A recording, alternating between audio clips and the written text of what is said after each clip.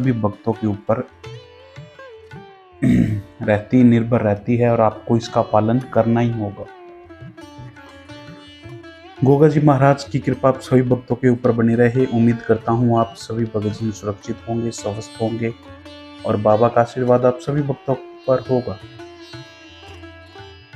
गोगा मेडी मंदिर, आप सभी भक्तों को पता होगा कि बाबा का भादो मेला आने वाला है, जो 30 अगस्त से शुरू है, 29 सितंबर तक चलेगा। इस मेले में हजारों लाखों श्रद्धालु आते हैं और वो लाखों श्रद्धालु, हजारों श्रद्धालु क्या एक गलती कर देते हैं और उस गलती की वजह से उनका इतनी दूर से दर्शन करना आना, घंटों घंटों लाइन में लगना सब व्यर्थ हो जाता है। खाली हाथ आते हैं और बाबा के मंदिर से खाली हाथ चले जाते हैं, कुछ नहीं मिलता उनको। ऐसी गलतियां कर देते हैं कि आप गोगा मेडी मंदिर में जाते हो, मंदिर में जाने के बाद आप अपने घर से या बाहर दुकान से फूल लेते हो। फूल लेने के बाद आप जैसे ही गोगा जी मंदिर में दर्शन करने जाते हो, बाबा की समाधि पर देखते हो, तो कुछ भक्तजन क्या करते हैं कि स्टार्टिंग में ही ऐसी बड़ी भूल या ऐसी गलती कर देते हैं जो उनकी पूजा होती है वो व्यर्थ हो जाती है। आपने बाहर से फूल लिए या अपने घर से फूल लेकर आए, गोगा मेडी मंदिर में दर्शन किए, दर्शन करने के बाद आप क्या करते हैं, चढ़ावे में फूल चढ़ाते हैं, तो वो फूल आप ऐसे डालते हैं। काफ़ी भक्तों को मैंने देखा है ऐसी गलतियां करते हुए, मैंने उनको बताया भी है, समझाया भी है, पर भगत नहीं मानते हैं, फूल लिए और ऐसे डाल देते हैं। इस तरह फूल बाबा को डालने से आप बाबा का अपमान कर रहे हो, आप बाबा का अनादर कर रहे हो। ऐसे फूल कौन डालता है? फूल तो बाबा को हाथ में लेकर और उनके समाधि पर चढ़ाए जाते हैं, या समाधि के पास कोई पुजारी बैठा हो या कोई पुजारी खड़ा हो, आप उनको फूल दीजिए ना, वो चढ़ाएंगे बाबा को आपका नाम लेकर।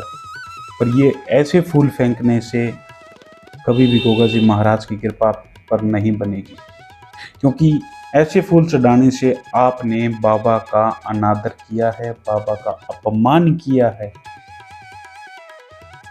और आपको कुछ नहीं मिलेगा। खाली हाथ आयो, खाली हाथ चले जाओगे। तो इस बात का हमेशा ध्यान रखिएगा। गोगा मेडी मेला आने वाला है, मेले में आप सभी भक्तों को बाबा के लिए फूल लेकर जाते हो, तो फूल कभी भी ऐसे मत डालो। क्यों? कोई आपको भगत कोई ऐसे रोटी फेंके या कोई ऐसे पैसा फेंके तो आपको बुरा नहीं लगेगा? सोचिए इस बात को, आप सभी भक्तों के लिए है ये बात। कोई रोटी फेंक के दे आपको या कोई पैसा फेंक के दे आपको तो कैसा लगेगा? अपमान होगा। इसलिए ही गोगा जी महाराज के दर्शन करने जाए या किसी भी देवी देवता के दर्शन करने जाए, फूल को ऐसे मत फेंके, फूल को आदर के समान बाबा को चढ़ाइए। इससे बाबा भी खुश होंगे और आपकी जो मनोकामना है वो भी पूरी होगी। अब आगे आ जाते हैं कि गोगा जी महाराज को आप फूल के साथ इत्र भी चढ़ाते हैं। इत्र चढ़ाने के बाद जो खाली शीशी होती है उसका आप क्या करते हैं? पता है आपको क्या करते हो आप? जिन्होंने ये काम किया है, जो कर रहा है अभी गोगा मेडी में, उसको सब पता है, वो हमारी वीडियो भी देख रहा है। भक्तजन क्या करते हैं, कांच की शीशी आती है इत्र की, इत्र खोला, इत्र हाथ में लिया और जो शीशी होती है इत्र की वो फेंक देते हैं। फेंकने के बाद वो भक्तों के पैर में आती है और आप पाप के भागी बन जाते हो। गोगामेडी मंदिर में आप आए आए हो दर्शन करने के लिए, पुण्य कमाने के लिए, हमारे कष्ट खत्म हो जाए, पर आप तो यहाँ से पाप लेकर जा रहे हो, आप यहाँ से कष्ट लेकर जा रहे हो। कैसे बाबा आपकी सुनेगा? आप इत्र फेंक देते हो, इत्र का छिंटा मार देते हो, ऐसे नहीं होता है। आप फूल लेकर आए हो, उन फूलों में इत्र लगाकर बाबा को चढ़ा दो, ऐसा कर सकते हो आप। इत्र की शीशी ली और बाबा की समाधि के ऊपर ऐसे मार दी, क्यों? आप बाबा से कोई दुश्मनी निकालने के लिए आए हो? आए हो तो दर्शन करने के लिए आए हो, गोगा जी महाराज से कुछ मांगने के लिए आए हो, तो मांग के जाओ, बाबा आपकी सुनेगा। पर ऐसे इत्र की शीशी फेंकोगे, किसी के भगत के पैर में लगेगी, उसका खून आएगा तो उसके मुंह से क्या निकलेगा? वो आपके लिए बुरा ही सोचेगा, मन में दो गालियां ही निकालेगा। जो भी भगत है, कृपया आप ऐसा ना करें। जय आप नहीं सुधर सकते तो इत्र लाना बंद कर दीजिए, क्योंकि मेरा बाबा इत्र आपसे मंगवाता नहीं है, आप खुद अपने लालच के लिए लेकर आते हो, और उस लालच का आपको पाप के भोग में फल मिलता है। भक्ति करे, पूजा करे, पर अंधविश्वास न पाले। भक्ति कीजिए, सेवा कीजिए, पूजा कीजिए, मंदिर के अंदर झाड़ू निकाल दीजिए, पर कभी भी अंधविश्वास को अपने अंदर ना पाले। ये अंधविश्वास आपकी पूजा खत्म कर देगा, आपको पाप का भोगी बना देगा, और आपका भगवान से ध्यान खत्म कर देगा। कृपया ऐसे ना करें। इत्र को लेकर जाइए तो बाहर, जैसे ही आप बाबा जी के मंदिर में दर्शन करने जाते हैं तो बाहर बॉक्स रखे हुए हैं, उन बॉक्सों में आप इत्र की शीशियाँ डाल दे। डस्टबिन रखे हुए हैं, डस्टबिन में इत्र की शीशियाँ डाल दे। जब वो भी ना मिले तो उस इत्र की खाली शीशी को जेब में डालकर बाहर जाकर डस्टबिन में डाल दीजिए, तो भी जो आपकी मनोकामना होगी। क्योंकि मैंने ये चीज़ें मंदिर में देख रहा हूँ, मैं आप सभी भक्तों की स्थिति को देख रहा हूँ कि आप कैसे पूजा कर रहे हो। कृपया भगवान को तो सही तरह आप पूजा कीजिए। और नंबर 3 है कि आप गोगा जी मंदिर में जैसे ही जाते हो तो कुछ भगत क्या करते हैं, गोगा जी की समाधि के दर्शन किए, समाधि के दर्शन करने के बाद जैसे ही परिक्रमा लगाई, लगाने के बाद फिर उनको बाद में ध्यान आता है कि अरे घंटी बजाना तो रह ही गया। कभी भी किसी भी मंदिर में दर्शन करने के लिए जाए तो सबसे पहले घंटी को बजाइए। घंटी का संकेत होता है, घंटी बजाने का संकेत होता है कि हे बाबा, मैं आपके चरणों में आ चुका हूँ, बाबा मेरी विनती को सुनिए।